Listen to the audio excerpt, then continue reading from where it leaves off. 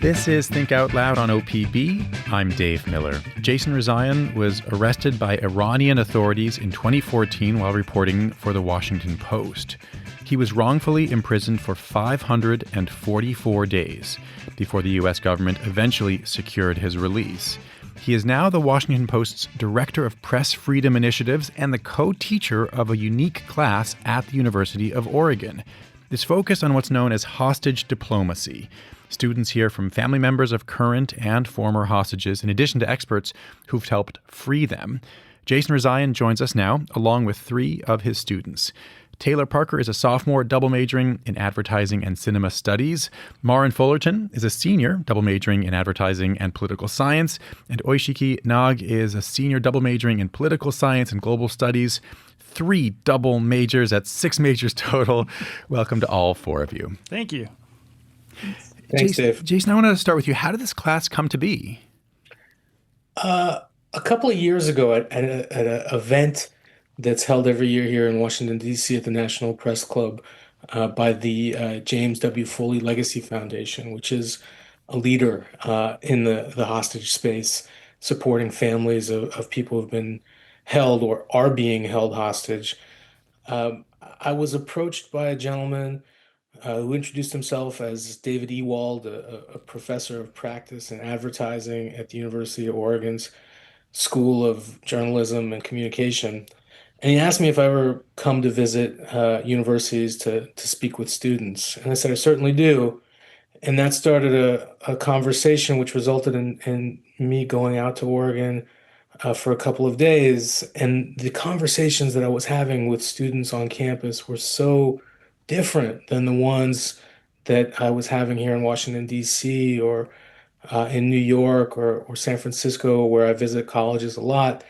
And I said to David, is there a way that we might be able to teach a class with me joining from afar where we could talk about these issues of hostage diplomacy and advocating for people who are wrongfully detained around the world? And, I think we're both the kind of guys that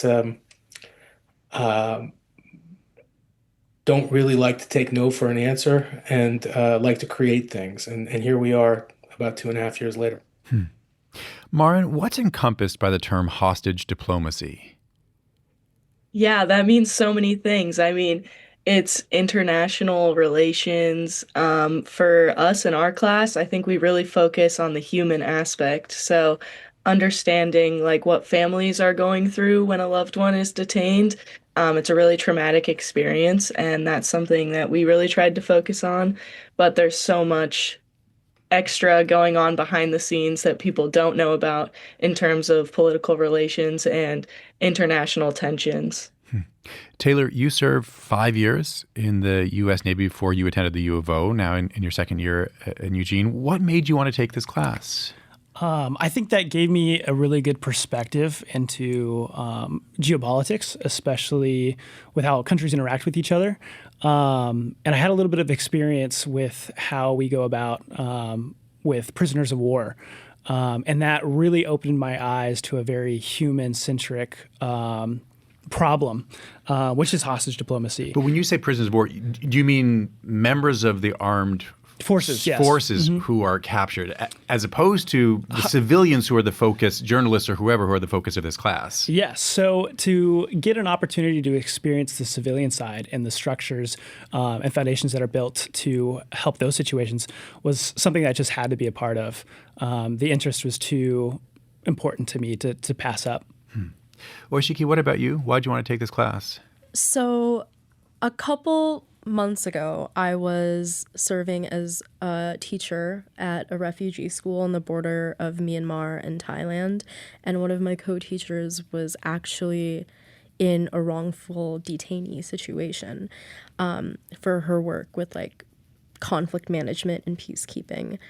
And her story made me realize how important it is to have, avenues of communication and a team that knows how to do hostage diplomacy. And I think it all starts with education. Jason, can you give us a sense for how you and your co-teacher have structured this class? It's a sprawling topic. Yeah, and it's a sprawling way that we go about doing it. It's sort of similar to how we might do the reporting of a big investigative story, but we're really trying to piece various parts of a story together. And I think Maren can probably speak to it better than Taylor or Shiki because she's already gone through the class. But on day one, everybody comes up with a very limited amount of knowledge, but a lot of passion. And almost, I think of the two cohorts that we've had so far, no one has had direct relations to anybody who's been wrongfully detained or held hostage. But part of the idea is to cultivate a sense of empathy and a drive around this scourge, and do that through storytelling, right? So I ask the students to think about what are the parts of a hostage case that you've read about in class or outside of class that's missing? What are the questions that you have? What are the things that you want to know about this story? And then dive into that. And we came up with some incredible projects last year and this year. Taylor can tell you about what he's going to do, which I think is pretty incredible. Mara can talk about what she did last year, and it's just really trying to activate people's creativity to create awareness around an issue that affects a small number of Americans, but really cuts at the core of what it means to be a citizen of this country. I do want to hear more about the three of your projects, but Maren, I mean, I mentioned at the beginning that among the guest speakers that you all learn from are family members of people who either were or are still being held hostage. I'm curious what you learned about how to talk to them. Yeah, I think that's really the most valuable thing that I got out of the course is all the soft skills. Like in the university, we're always talking about like what sort of skills you have, and I think nobody can teach you how to have an empathetic conversation with family members who are going through a really traumatic experience with their loved one who is detained. And that's just something you have to learn by being in those situations. And it's a really cool environment that this class cultivates and gives students an opportunity to experience that sort of environment where we might otherwise not get it. And so I personally think that just like conveying sincerity and showing families that there's somebody that there who cares about their issue is so huge. And that was always just a goal of mine is to help families feel empowered and feel like somebody cared about their struggles. Oishiki, can you tell us about the student project that you're working on now? Yeah, so I am planning on proposing an amendment to a current law, the Foreign Sovereign Immunities Act, which would take some definitions of torture and detainment from definitions that we have in American law and use the ones that we've already agreed to, but it's an international legal setting. So this is a current U.S. federal law, and you want to change it so that it conforms to an international definition of torture or mistreatment as opposed to a U.S. one. Yeah, so what the FSIA does, it allows you to do lawsuits against foreign states in U.S. courts. But since it's a foreign state, if both states have already agreed to a definition of torture, it would be that much more powerful in holding them accountable. Huh. I have to say, I'm curious what it's like to be working towards a goal like that that's rooted in some belief in international law at a time when our own country is explicitly putting forward a kind of might is right vision of the world. Yeah, so I think when it comes to international relations, there's two types of diplomacy. You have, oh, we have so many guns, like we can go to war, but you can only there's only so much you can do with a gun. What soft power does is that it allows you to have positive relationships with different countries around the world. And that's a huge part in prevention of like hostage taking and detention. So when you start cutting off those channels of communication, you create these like asymmetrical power between countries which only urges countries to take like not positive routes for diplomacy. If you're just tuning in, we're talking right now about the hostage diplomacy class is now in its second year at the University of Oregon. Jason Rezaian is a former Washington Post reporter who was wrongfully imprisoned himself in Iran. He co-teaches the class. Maren Fullerton is a senior who took the class last year. Sophomore Taylor Parker and senior Aishiki Nag are taking it right now. Maren, can you tell us about your project? Yeah, my project used the symbol of a key as home and freedom to really humanize hostages to people who might not otherwise know about the issue. So we sourced 500 keys and we painted them yellow, which is the color of hostage diplomacy. And we dropped those keys around DC at universities and for government officials. And we really wanted to invite these people into the issue to understand it more and to understand how a normal person who hasn't done anything wrong could find themselves in a wrongful detention situation. And our project was really focused on like advertising advocacy rather than like a journalistic stance, which was a really cool way to approach the issue, I think.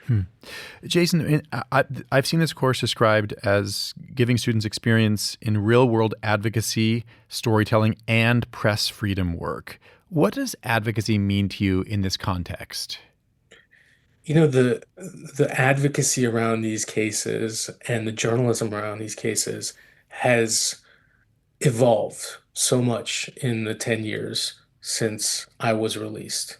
When I came out of prison in 2016, I recognized that more and more states, Iran certainly, but Russia, Venezuela, the Syrian government, even some of our friends, Turkey, Saudi Arabia, were taking in Americans and using them for leverage. But I also saw that when these stories broke, the narrative was oftentimes from the perspective of the captor. American journalists detained and accused of espionage. That's not true. I mean, yeah, that's the official narrative of the Iranian government when they took me, or the Russian government when they took my buddy Evan Gershkovich. But the reality is that the real story here is authoritarian state takes another American hostage to use as leverage in political dialogue.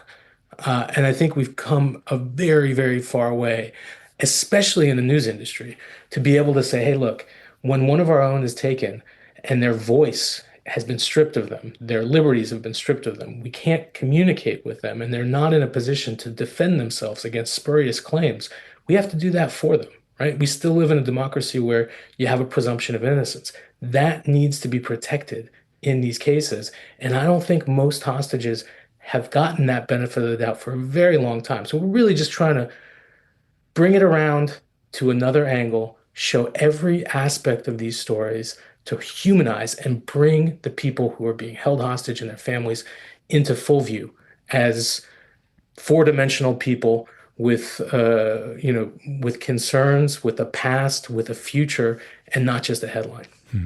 Taylor, can you tell us about your project?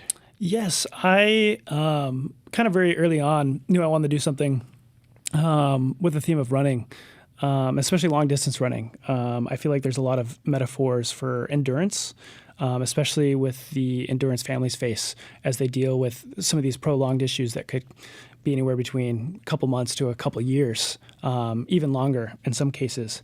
And so we will, me and another classmate of mine are working to run the Eugene Marathon in honor of this issue. We were really inspired by a guest speaker that we talked to who started running in a small courtyard during his confinement. And I think the resiliency and the mental fortitude of that feat, he challenged himself to run the London Marathon after he got out. And that was a story that really inspired me. And I really want to take those themes and maybe give a positive, not necessarily a solution, but something to really encapsulate the issue in a metaphorical sense, while also bringing light to current cases and what we're doing as a class. Jason, I feel like this language is a little bit inelegant given the sheer horror involved for individuals and their families. But from the perspective of nations who are doing this, does hostage taking work? It does. It does for a couple of reasons. One, when you take an American citizen or an Israeli citizen, in particular, but also citizens of other democracies like the United Kingdom or Japan, or a lot of countries in Western Europe, Canada, your government has a vested interest in returning you home. Your liberty and your life matter to your government, right? And so it is an issue that I think these foreign states are really taking advantage of. They know that they can get something in return for an innocent American, for example, taken hostage. And the Often, problem is, many I just many want, more people may be being returned who were imprisoned, I perhaps after some version of due process. I'm curious how you all think about swaps at this point. The human reality of them for the families of people who are perhaps going to be returned, the geopolitical realities of them in terms of questions of the effectiveness of hostage taking to begin with. Oishiki, how do you think about that? I think it's definitely like a complex issue. There's multiple sides to it. Instead of like, I think when it comes to swaps, it looks at point A versus point B.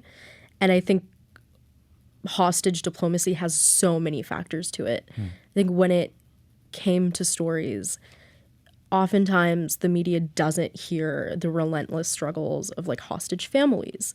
And I think that's a really important and valuable side people need to hear when they see like who they're being swapped for. I think when it comes to the effectiveness of this as a diplomatic like standard, I would like to like reiterate the point that if there were more channels of communication on an international like diplomatic level, I believe that there would be less like hostage taking. And if more countries like banded together to form coalitions to pressure a country, one of the things that is on the table is sanctions. There would be other other things that we could be using other than prisoner swaps. Maren, how do you think about these questions? Yeah, I think at the heart of it, the issue is there's humans, and it does get into really deep political tensions, but that's why deterrence is such a huge issue that Jason has worked really hard on. And um, internationally, that's something that a lot of people have focused on, and in the US as well. Diane Foley works on this with the James W. Foley Legacy Foundation, and there's people who are really looking hard at how we can use international relations as deterrence to stop people from taking hostages. But ultimately, we live in a democracy where we care about the citizens of our country, and that's something we've built our country on. And at the heart of it, there's humans who are suffering for no reason. They don't have proper charges against them, um, and there's no reason for them to be imprisoned. And I think that is a human rights issue. Hostage diplomacy is a human rights issue. Jason, how does the current war in Iran complicate efforts to free hostages? it complicates it tremendously, but it also opens up other pathways of conversation, as uh, Maren and Oshiki talked about. Look, there's currently at least six U.S. nationals who are being held hostage in Iran. Number could be more now. That's from before the war started. But there are also Japanese citizens, Australian citizens, British citizens, and I think that this is going to be an important component of any dealings with Iran. And I fear that those people, in some cases, and any new ones who get abducted in the coming days are going to be used as human shields. And, this is a very, very, very contentious issue. I mean, it's not personal, but it becomes intensely personal when you become a stand-in for your home government. It's an incredibly unjust phenomenon and an impossible reality for families to have to traverse. Maren, before we say goodbye, am I right that you switched your major from journalism to advertising because of this course? Yeah, similar. I came in as a journalism major. I wanted to do investigative journalism, and I switched to advertising because I thought that advertising had just a mode of advocacy and strategies. I didn't want to be objective in like journalism asks us to be, and I wanted to say what I wanted to say. I wanted to advocate for people who I believed needed more of a voice in the media. So that's why I switched over to advertising, and this course has given me a really cool mode to explore what advertising advocacy can look like and saying what you want to say and advocating for people without being objective. Maren, Taylor, Aishiki, and Jason, thanks very much. Thank you. Thank Thanks, you. Dave. Maren Fullerton, Taylor Parker, and Aishiki Nag are all students at the University of Oregon. They took a class that's co-taught by Jason Rezaian, who is the director of press freedom initiatives now at the Washington Post.